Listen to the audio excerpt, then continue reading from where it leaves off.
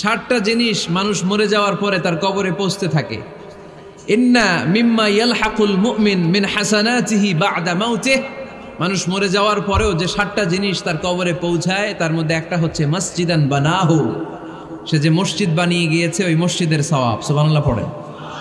আপনি টাকা দিয়ে মসজিদ বানিয়ে দিলেন, ওই মসজিদে মুসল্লিরা নামাজ পড়ে, রোজাদাররা এসে ওখানে ইফতার খায়, তাহাজ্জুদ আদায়কারীরা তাহাজ্জুদ পড়ে, তাদের সওয়াবের কমতি হবে না, কিন্তু তাদের সওয়াবের একটা পার্সেন্টেজ সওয়াব যে ব্যক্তি মসজিদ বানালো তার আমলনামায় আল্লাহ ঢুকিয়ে দেয়। সুবহানাল্লাহ বলতে পারলেন না?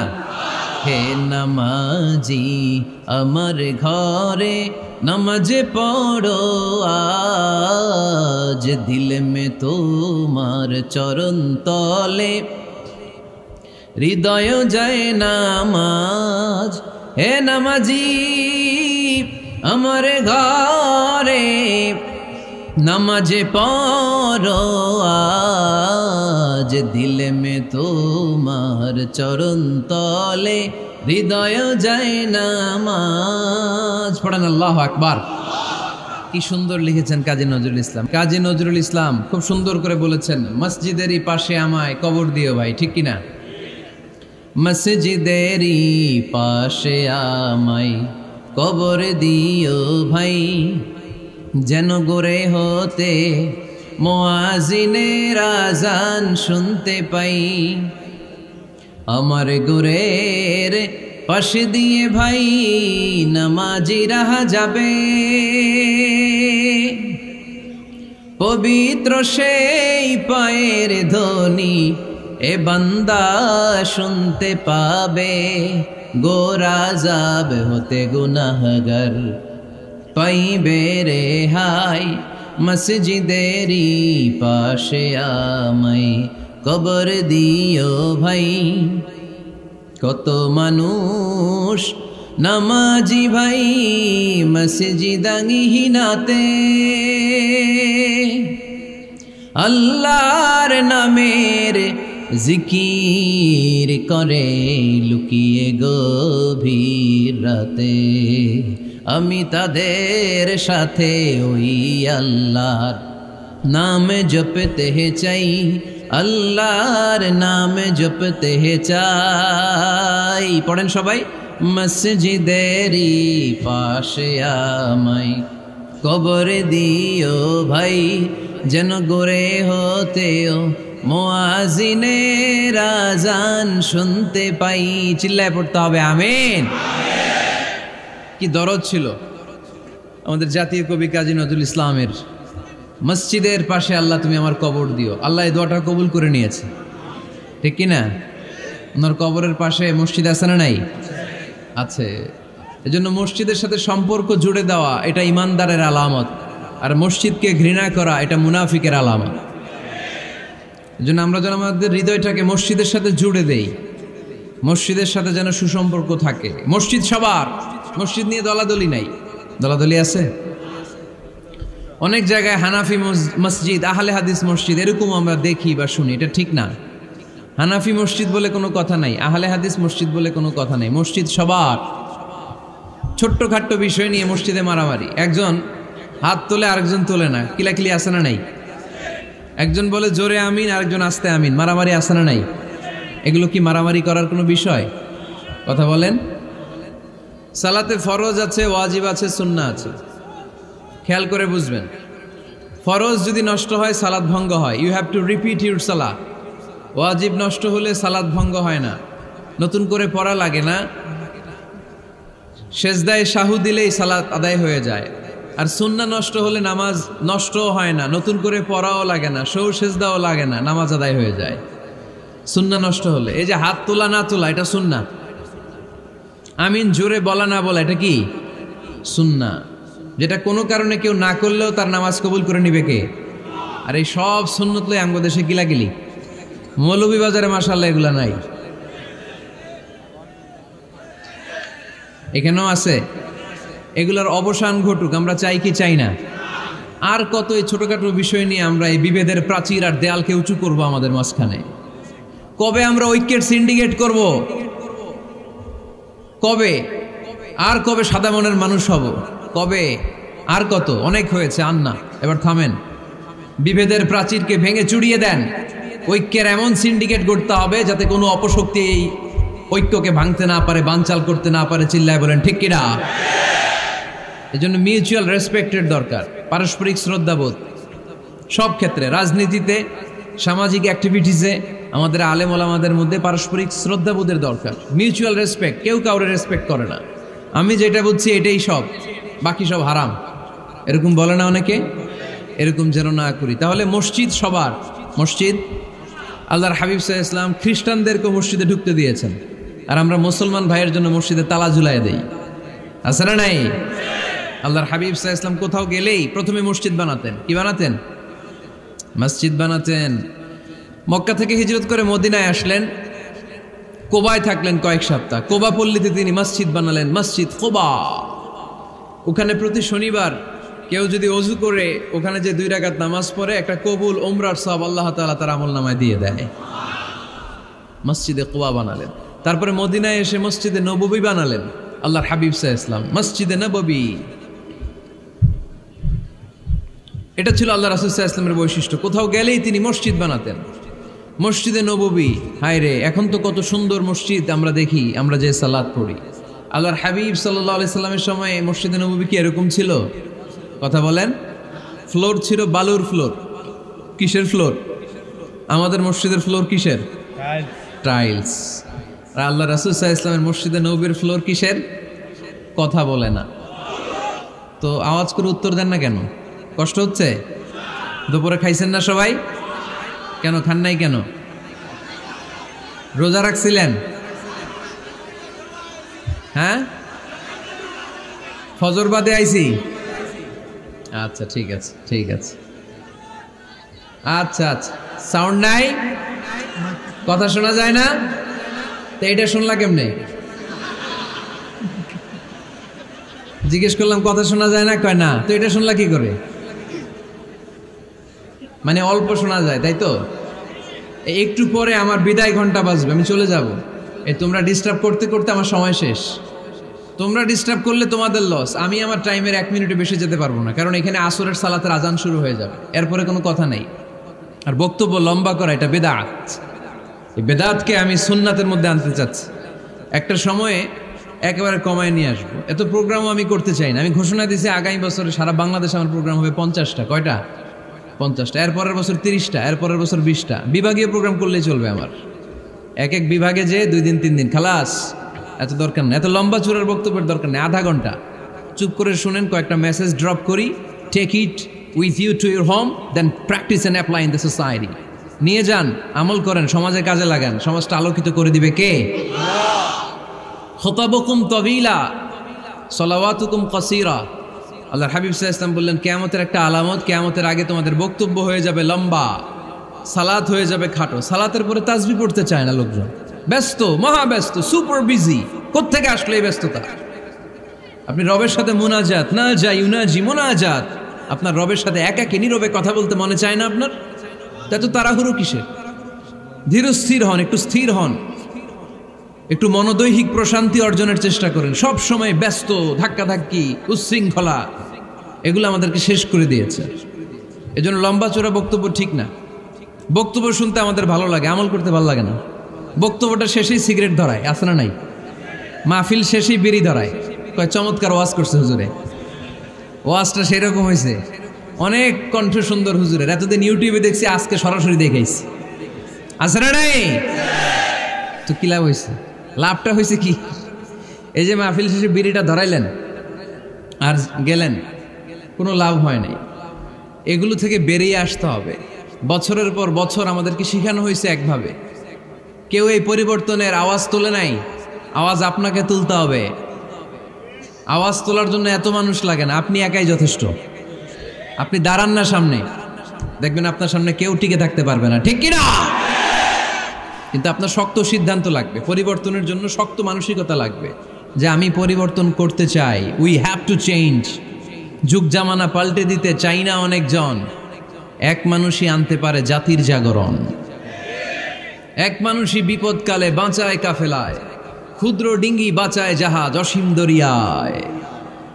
এজন্য আপনার শক্ত সিদ্ধান্ত পারে আপনার মৌলভীবাজারটাকে দেশের শ্রেষ্ঠ জেলা, শ্রেষ্ঠ থানা হিসেবে আল্লাহর কাছে কবুল করতে, ঠিক কি না? এই জন্য লম্বা চূড়া আলোচনা ঠিক না। ছোটখাটো অল্প কয়েকটা মেসেজ নিয়ে যেতে পারলেই that's enough. One of the minor sign before the day of judgment, your Islamic lectures will be very longer and your salah 5 times a day will be shorter. কিয়ামতের আগে বক্তব্য লম্বা, নামাজ খাটো, তাসবিহ পড়ে না, ব্যস্ত, মহাব্যস্ত। এই মহাব্যস্ততা ছাড়েন, কোরআন সুন্নাহর দিকে ফিরে আসেন। বরকত দিবে কে? বিশ্বনবীর মসজিদে নববীর ফ্লোর বালুর ফ্লোর ছিল, আমাদের ফ্লোর টাইলস। আল্লাহর হাবিব সাল্লাল্লাহু আলাইহি ওয়াসাল্লামের মসজিদে বালি নিচে, এই বালিতেই নামাজ পড়তেন। বৃষ্টি হলে কাদামাটি হয়ে যেত, কাদামাটিতেই সেজদা করতেন। সেজদা করলে কাদার মাটি আল্লাহর হাবিব সাল্লাল্লাহু আলাইহি ওয়াসাল্লামের নাকে আর কপালে লেগে যেত। তিনি সালাম ফিরিয়ে সাহাবাদের দিকে মুখ ফিরিয়ে বসলে দেখতেন প্রতিটা সাহাবীর নাকে আর কপালে কাদার মাটি মিশে আছে। তার মানে প্রিয় নবী সাল্লাল্লাহু আলাইহি ওয়াসাল্লামের মসজিদে নববী ছিল কাঁচা, কিন্তু মুসল্লি ছিল পাকা। আমাদের মসজিদগুলা হয়েছে পাকা, কিন্তু মুসল্লি কাঁচা, ঠিক কি না? ফজরের সালাতে মানুষ নাই। ইমাম সাহেব আছেন কে কে এলাকায়? দেখি ইমাম, মসজিদের ইমাম, মাশাআল্লাহ। আপনাদের এইখানে ওই মসজিদে ফজরের নামাজে কয় কাতার হয়? 5 জন 6 জন? কেনে এত কম? কেনে? হ্যাঁ, আসে না, আসতে চায় না লোকজন। তো এই যে 5-6 জন ফজরের সালাতে, কল্পনা করতে পারেন ফজরের সালাতে এত কম লোক? ফজরের জামাতে লোক যায় না, এটা একটা মহামারী। যেদিন ফজরের জামাতের দৃশ্য আর জুমার নামাজের দৃশ্য একরকম হয়ে যাবে, ওই দিনই বাংলাদেশে ইসলাম কায়েম হয়ে যাবে। এখন স্লোগান তোলে বিপ্লব, বিপ্লব, ইসলামী বিপ্লব। আর ফজরের সময় আমি কম্বলের ভিতরে, আছে না নাই? কোনো বিপ্লব হবে না। ফজরের নামাজ জামাতে পড়ুন, সকালটারে বরকতময় করে দিবে কে? আল্লাহর হাবিব সাল্লাল্লাহু আলাইহি ওয়াসাল্লামের মসজিদ ছিল সবার জন্য উন্মুক্ত, এখানে সবাই আসতে পারত। এজন্য মসজিদ হবে সবার। আমরা মসজিদের আবাদকারী হতে চাই। এজন্য রাব্বুল আলামিন বলেন, ইন্নামা ইয়া'মুরু মাসাজিদাল্লাহি মান আমানা বিল্লাহি ওয়াল ইয়াউমিল আখির وأقام الصلاة وآتى الزكاة ولم يخش إلا الله فعسى أولئك أن يكونوا من المهتدين سبحان الله পড়েন। রব্বুল আলামিন বললেন মসজিদের আবাদকারী হবে তারা যারা আল্লাহর প্রতি ঈমান আনে, আখিরাতের প্রতি ঈমান আনে, যারা সালাত কায়েম করে, যারা যাকাত আদায় করে, যারা দুনিয়ার কাউকে ভয় পায় না, ভয় পায় একজনকে। চিল্লায় বলেন তিনি কে? যাদের হৃদয়ে আছে আল্লাহর ভয়, তারা কবু পথ ভুলে যায় না। আল্লাহর প্রেম ছাড়া এই দুনিয়া কারো কাছে কোনো কিছু চায় না, ঠিক কিনা? তাহলে যারা মসজিদের আবাদকারী এরা ভয় পায় একজনকে, চিল্লায় বলেন তিনি কে? মসজিদের আবাদকারীদের প্রথম গুণ, তারা আল্লাহয় বিশ্বাস করে, তারা আখিরাতে বিশ্বাস করে, তারা সালাত কায়েম করে, তারা যাকাত আদায় করে, তারা আল্লাহ ছাড়া পৃথিবীর কাউরে ভয় পায় না। আল্লাহ বলেন ফাআসা উলাইকা আইয়াকুনু মিনাল মুহতাদিন, আশা করা যায় তারাই হলো হেদায়েতের রাস্তার উপরে আছে, ঠিক কি না? তারাই মসজিদের আবাদকারী, যারা মসজিদে যায়, সালাত আদায় করে। এখন মসজিদের আবাদকারী আপনি হতে চান, আপনি মসজিদে যান না, আপনি আবাদকারী হতে পারবেন? মসজিদের অনেক সভাপতি আছে, মসজিদে যায় না, আছে না নাই? মৌলভীবাজারে এই সমস্যা বোধহয় নাই। মসজিদের সেক্রেটারি মসজিদে যায় না, আছে না নাই? তাহলে হইল, এটা হইল, এটা মেনে নেওয়া যায়? এজন্য সভাপতি সাহেবরা, আপনি কষ্ট করে মসজিদ বানিয়েছেন, মসজিদে যাবেন। সভাপতি সাহেব আপনি মসজিদে যাবেন, সেক্রেটারি সাহেব আপনি মসজিদে যাবেন, তাহলে আপনি সঠিক মসজিদের আবাদকারী হবেন, ঠিক কিনা? আমরা মসজিদের আবাদকারী হতে চাই ইনশাআল্লাহ। পড়েন উমরানুল মাসাজিদ। মসজিদের আবাদ কি করে করতে হয়? মসজিদ আবাদ করার 1 নাম্বার মাধ্যম হচ্ছে মসজিদ নির্মাণ করা। কি করা? নির্মাণ করা। খেয়াল করবেন, আল্লাহর হাবিব সাল্লাল্লাহু আলাইহি ওয়াসাল্লাম বলেছেন, মান বানা মসজিদান মিন মালিহি ফিদ দুনিয়া বানাল্লাহু লাহু বাইতান ফিল জান্নাহ। যে ব্যক্তি নিজের পকেটের টাকা খরচ করে দুনিয়াতে মসজিদ বানায়, আল্লাহ তাআলা তার জন্য জান্নাতে ঘর বানায়। 60টা জিনিস মানুষ মরে যাওয়ার পরে তার কবরে পৌঁছতে থাকে। ইন্না মিম্মা ইয়ালহাকুল মুমিন মিন হাসানাতিহি বা'দা মাউতিহি, মানুষ মরে যাওয়ার পরেও যে 60টা জিনিস তার কবরে পৌঁছায় তার মধ্যে একটা হচ্ছে মসজিদান বানাহু, সে যে মসজিদ বানিয়ে গিয়েছে ওই মসজিদের সওয়াব। সুবহানাল্লাহ পড়েন। আপনি টাকা দিয়ে মসজিদ বানিয়ে দিলেন, ওই মসজিদে মুসল্লিরা নামাজ পড়ে, রোজাদাররা এসে ওখানে ইফতার খায়, তাহাজ্জুদ আদায়কারীরা তাহাজ্জুদ পড়ে, তাদের সওয়াবের কমতি হবে না, কিন্তু তাদের সওয়াবের একটা পার্সেন্টেজ সওয়াব যে ব্যক্তি মসজিদ বানালো তার আমল নামে আল্লাহ ঢুকিয়ে দেয়। এজন্য বেশি বেশি মসজিদ বানাতে রাজি আছেন তো? তাহলে মসজিদ আবাদ করার প্রথম মাধ্যম হচ্ছে মসজিদ বানানো। 2 নম্বর মাধ্যম হচ্ছে মসজিদে যে জামাতে সালাত আদায় করা। জামাতে সালাতুল জামাআ তাফদুলু সালাতাল ফাযযি বি27 দারাজা। ঘরে নামাজ পড়লে একা একা পড়লে যেই সওয়াব, জামাতে পড়লে 27 গুণ বেশি সওয়াব। সুবহানাল্লাহ বলতে পারলেন না? হে নামাজি আমার ঘরে নামাজে পড়ো আজ, দিলে মে তোমার চরণ তলে হৃদয় যায় নামাজ। হে নামাজি আমার ঘরে নামাজে পড়ো আজ, দিলে মে তোমার চরণ তলে হৃদয় যায় নামাজ। পড়েন আল্লাহু আকবার। কি সুন্দর লিখেছেন কাজী নজরুল ইসলাম। মসজিদ কেমন যেন মসজিদ তার নিজের ভাষায় আল্লাহর কাছে কেঁদে কেঁদে ফরিয়াদ জানায়, আল্লাহ নামাজিরা আমার ঘরে আসে না, কি সুন্দর টাইলস, কি সুন্দর মুসল্লা, কি সুন্দর এয়ার কন্ডিশন, সব আছে কিন্তু মুসল্লি নাই, ঠিক কিনা? মসজিদগুলো আল্লাহর কাছে ফরিয়াদ জানায়। এজন্য আমরা যেন মসজিদমুখী হই। কি মুখী? আওয়াজ করে বলতে হবে, কি মুখী? মসজিদমুখী। তাহলে মসজিদ আবাদের 1 নম্বর পদ্ধতি মসজিদ বানানো। 2 নম্বর মসজিদে বেশি বেশি যে জামাতে সালাত আদায় করা। 3 নম্বরে মসজিদের সাথে সম্পর্ক জুড়ে দেওয়া, হৃদয়টা যেন সবসময় মসজিদের সাথে লেগে থাকে।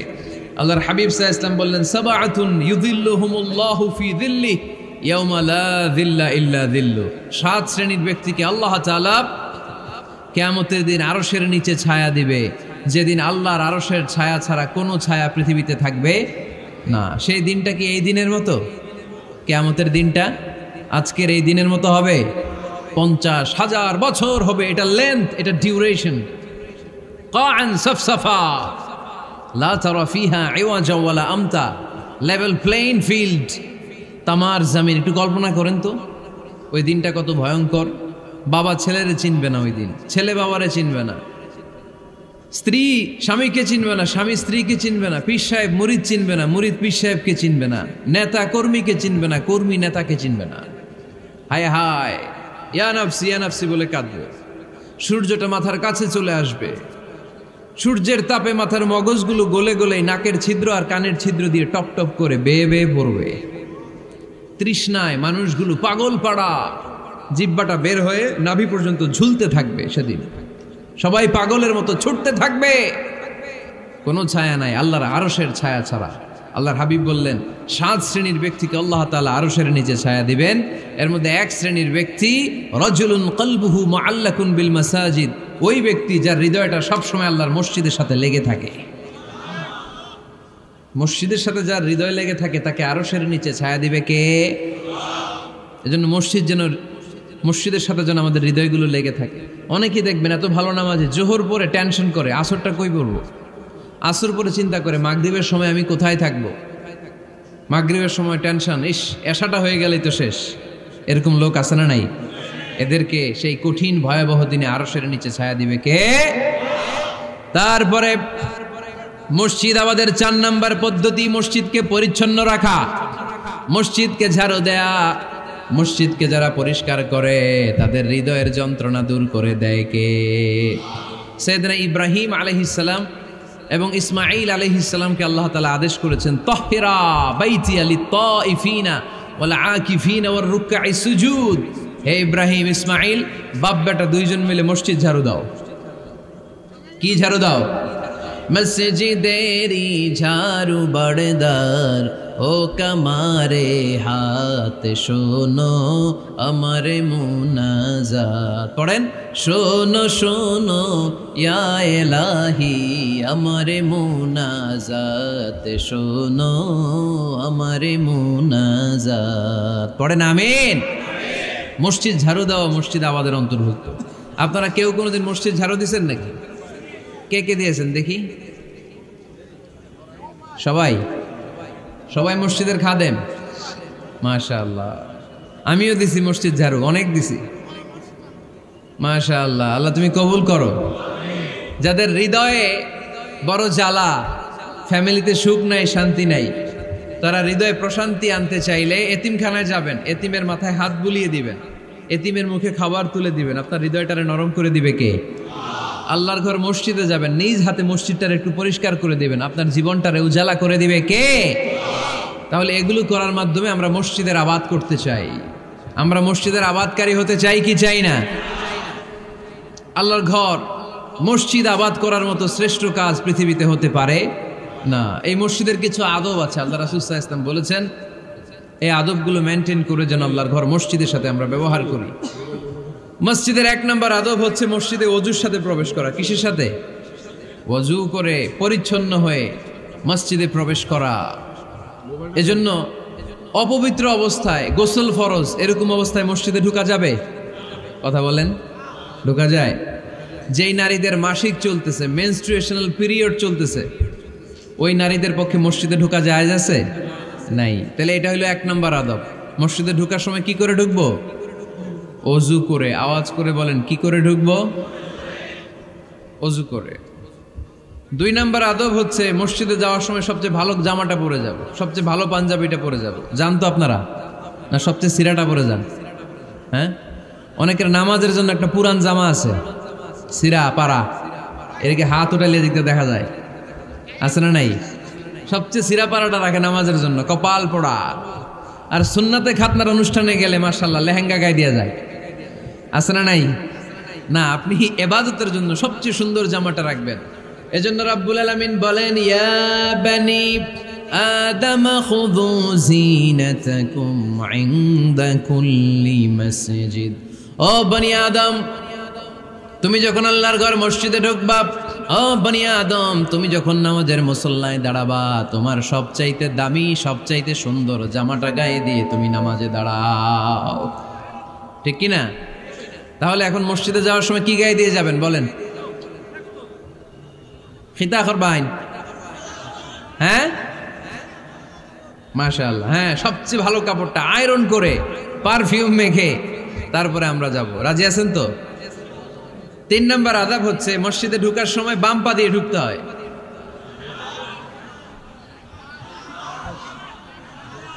কোন পা? আরো জোরে। এদেরকে গুতা মারা লাগে, নাইলে আওয়াজ বাড়ে না। এরকম ভলিউম টাইট করতে হয়, ভলিউম হাই করলে আর পরে বাড়ে, এমনি বলতে চায় না। আর ঘটনা কি? হ্যাঁ, খায় নাই। বদরের যুদ্ধ হয়েছিল রমাদানে, কোনো সাহাবী খায় নাই, না খাইয়া একেবারে সাইজ করে দিছে কাফেরদেরকে। আমরা না খেলেও আমাদের হৃদয়ে ইমানি শক্তি আছে না নেই? এই তো বোঝা যাচ্ছে ইমানি শক্তি আছে। এতক্ষণ আছিল কই? তো মসজিদে ঢোকার সময় কোন পা দিয়ে? এগুলো মনে থাকে আমাদের? ভুলা যাই আমরা, খেয়াল থাকে না তো এগুলা। এত কিছু মনের মধ্যে রাখলে এগুলো মনে থাকবে কেমনে? মসজিদে ঢোকার সময় কোন পা? আরো জোরে। বেরোয়ার সময় কোন পা? মনে থাকবে? মসজিদে যখন ঢুকবেন ডান পা দিয়ে ঢুকবেন, আর দোয়া পড়বেন, আউযু বিল্লাহিল আযীম ওয়া বিওয়াজহিল কারীম ওয়া সুলতানিহিল কদীম মিনাশ শাইতানির রাজীম। বিষ্ণু ইসলাম বললেন, যে ব্যক্তি মসজিদে ঢোকার সময় এই দোয়াটা পড়বে, শয়তান আফসোস শুরু করে। সে বলে, হায় হায়, আজকের দিনের জন্য, সারা দিনের জন্য তো তুই আমার ওয়াসওয়াসা থেকে বেঁচে গেলি। আজকের সারা দিনের জন্য তোরে আমি হারালাম, আজকের সারাটা দিন আল্লাহর পক্ষ থেকে প্রোটেকশন নিয়ে তুই বেঁচে গেলি। আজকের জন্য যা, কালকে তোরে আমি ধরবো। এজন্য এই দোয়াটা পড়ার দরকার আছে না? আউযু বিল্লাহিল আযীম ওয়া বিওয়াজহিল কারীম ওয়া সুলতানিহিল কদীম মিনাশ শাইতানির রাজীম। 4টা বাক্যের দোয়া। মুখস্থ করতে কষ্ট হলে যে ইউটিউবে চলে যাবে আজকেই, ওখান থেকে শুনে আপনারা মুখস্থ করে নেবেন। এই দোয়াটা পড়বেন, তাহলে ওই দিনের জন্য শয়তানের ওয়াসওয়াসা, টেম্পটেশন, প্রভোকেশন থেকে আপনি আল্লাহ তাআলার প্রোটেকশনে চলে গেলেন। সুবহানাল্লাহ পড়েন। তারপর আল্লাহর হাবিব বললেন, ঢুকার আগে আমারে সালাম দাও। পড়বেন, আসসালামু আলাইকা আইয়ুহান নাবিয়্যু ওয়া রাহমাতুল্লাহি ওয়া বারাকাত। এই দুইটা জিনিস যখন করে ফেললেন, তখন ডান পা দিয়ে পড়বেন, আল্লাহুম্মা আফতাহ লি আবওয়াবা রাহমাতিক। সুবহানাল্লাহ পড়েন। আল্লাহুম্মা আফতাহ লি, ও আল্লাহ আমার জন্য তুমি খুলে দাও আবওয়াবা রাহমাতিক, তোমার রহমতের দরজা। তার মানে মসজিদে ঢুকলে রহমত পাওয়া যায় কি যায় না? মসজিদে ঢুকলে পাওয়া যায় রহমত, মসজিদের বাইরে রহমতের কথা আল্লাহ বলে নাই। মসজিদের ভিতরে রহমত। কোথায় রহমত? কোথায়? মসজিদের ভিতরে রহমত আছে না? তার প্রমাণ, মসজিদে ঢুকলেই শান্তি লাগে কেমন জানি, আর ঘুমে ধরে। মসজিদে ঘুমাইছেন কারা কারা দেখি? সবাই ঘুমাইছেন? আরে আমি কত ঘুমাইছি। জুমার নামাজের সময় যে কি ঘুম আসে, আসে আসে কমন পড়ছে, একেবারে কমন পড়ে গেছে। ঘুম আসে কারণ রহমত, রহমতের ঝিরি ঝিরি বাড়ি ধারা আল্লাহ তাআলা আরশের উপর থেকে নাজিল করতে থাকে। আর এই রহমতের কারণে হৃদয়টা প্রশান্ত হয়ে যায়, অনেকের ঘুমও চলে আসে, ঠিক কি না?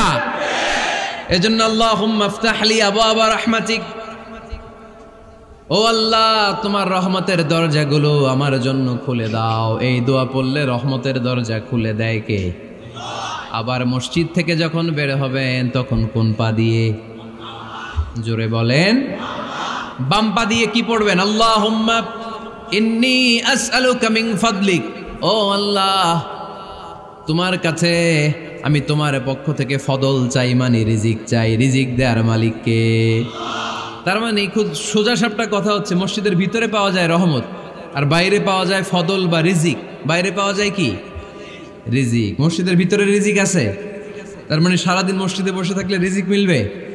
নামাজের সময় নামাজ পড়তে হবে, কাজের সময় কাজ করতে হবে। এটাই হচ্ছে ইসলামের বিধান। নামাজের সময় নামাজ, কাজের সময়।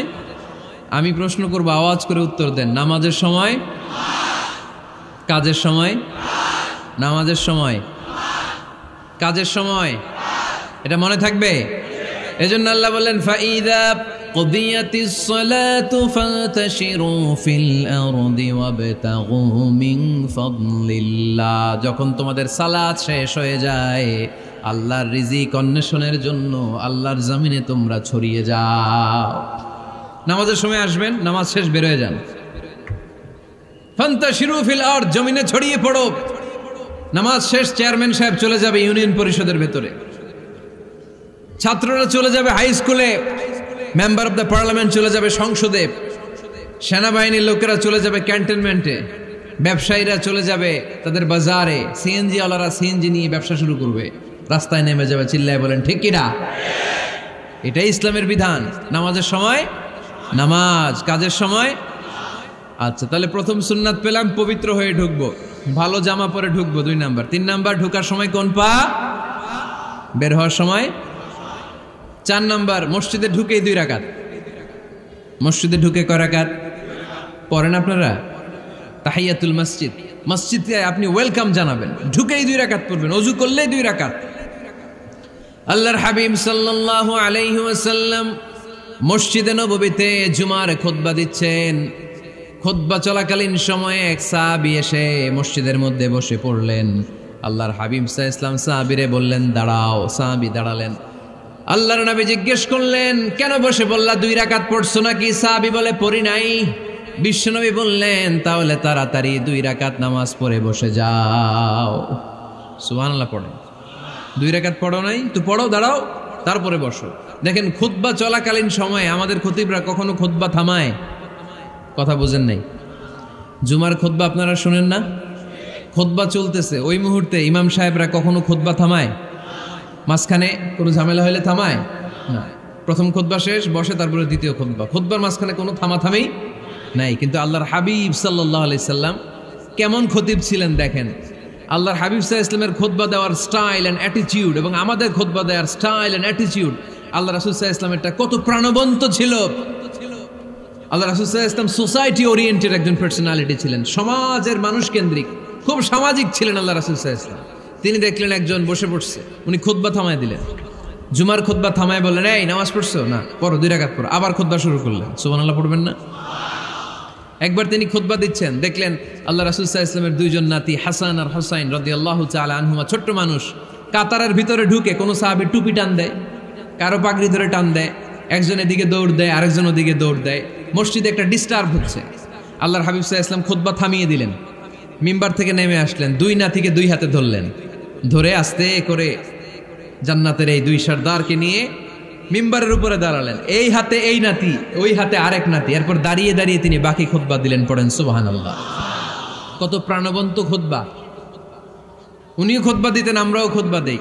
আল্লাহর হাবিব সাল্লাল্লাহু আলাইহি ওয়াসাল্লাম খুতবা দিচ্ছেন, এক সাহাবী এসে বলল, ইয়া রাসূলুল্লাহ, মদিনায় দুর্ভিক্ষ, বৃষ্টি নাই, আপনি বৃষ্টির দোয়া করেন। রাসূল সাল্লাল্লাহু আলাইহি ওয়াসাল্লাম খুতবা থামায় দিলেন, থামায় দিয়ে দোয়া শুরু করলেন, আল্লাহুম্মা আসকিনা গাইসান মুগীসান মারিআন মুরিআন নাফিআন গায়রা দার আজিলান গায়রা আজল। আল্লাহ, উপকারে বৃষ্টি দেন, যে বৃষ্টিতে আমাদের ফসল জন্মাবে, সবুজ ঘাস লতা পাতা জন্মাবে, আমাদের গবাদি পশুর রিজিক বাড়বে, এরকম উপকারী বৃষ্টি আমাদেরকে দিয়ে মদিনাটারে ধন্য করে দেন।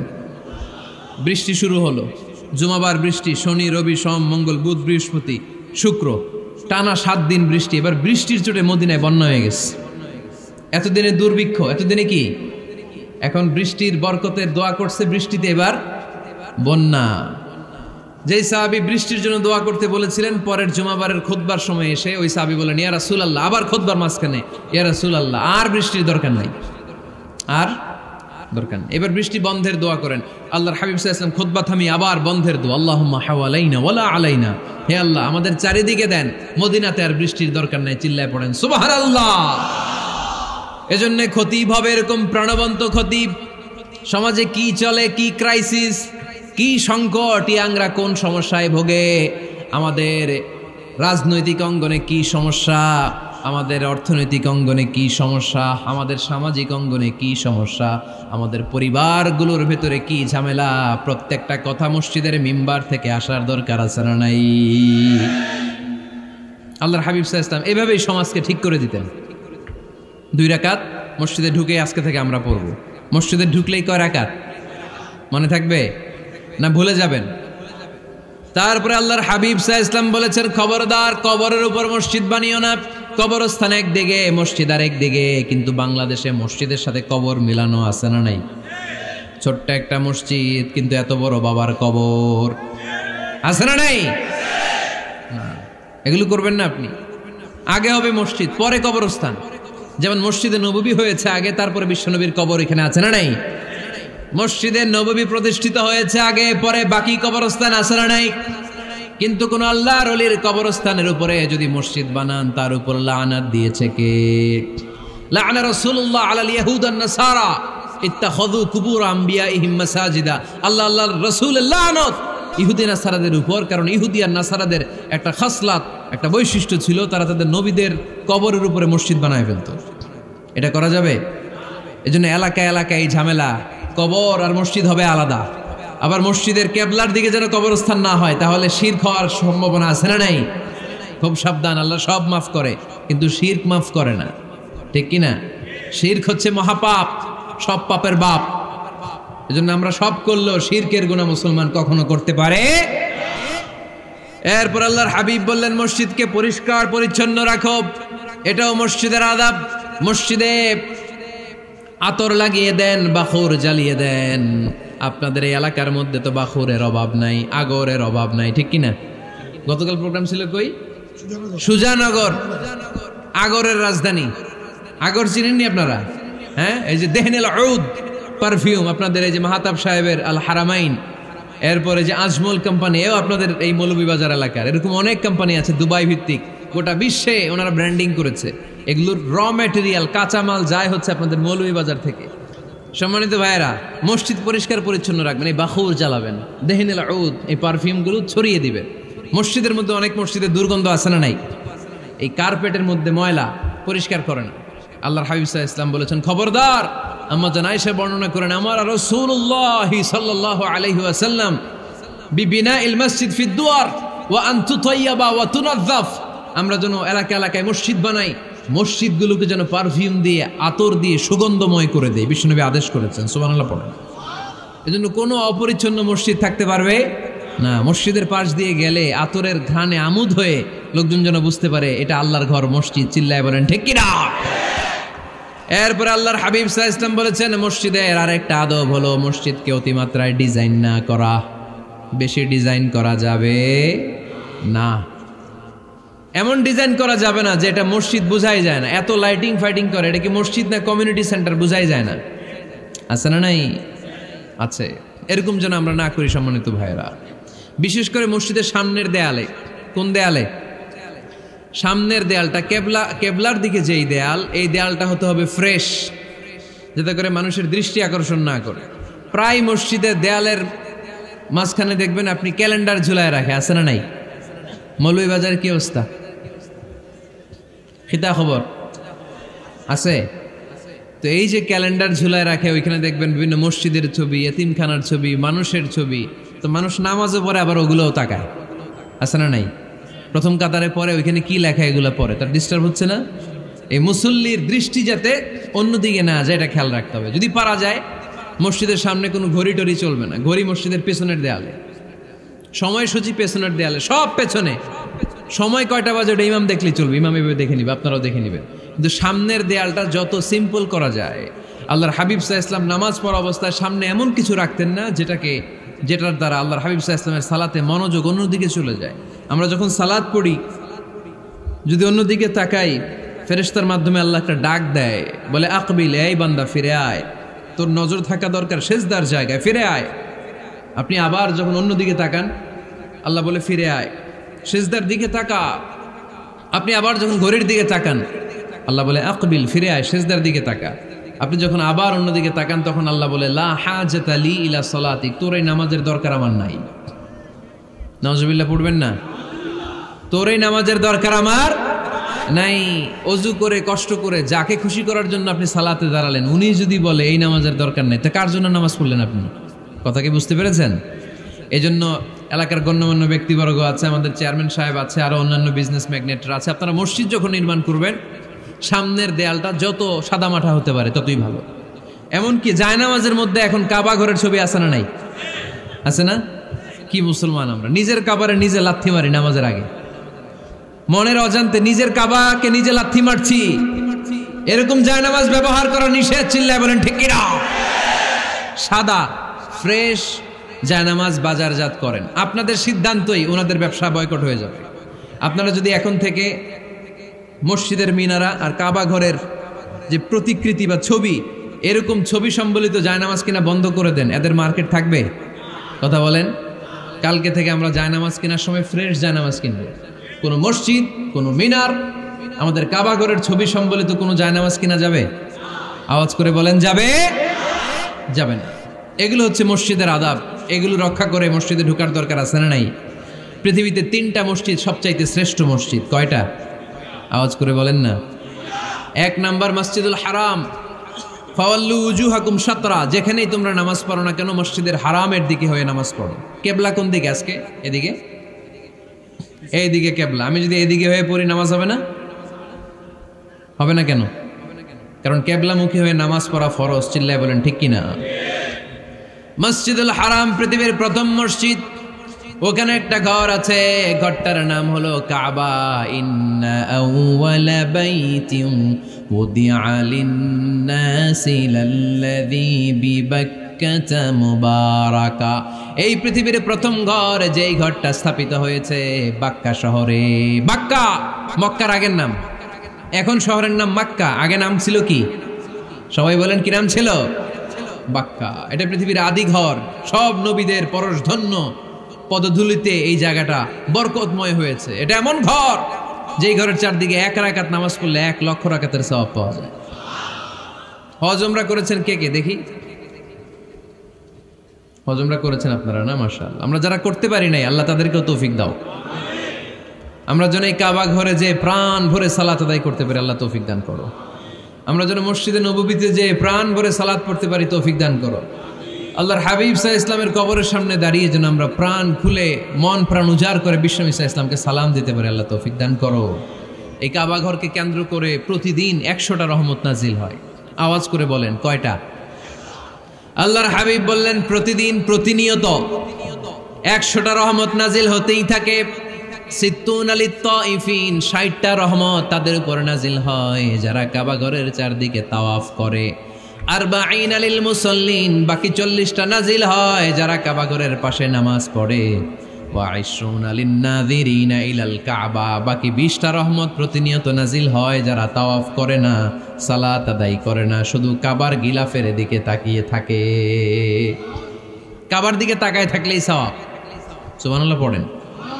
এক রাকাতে কয় লক্ষ রাকাতের সওয়াব।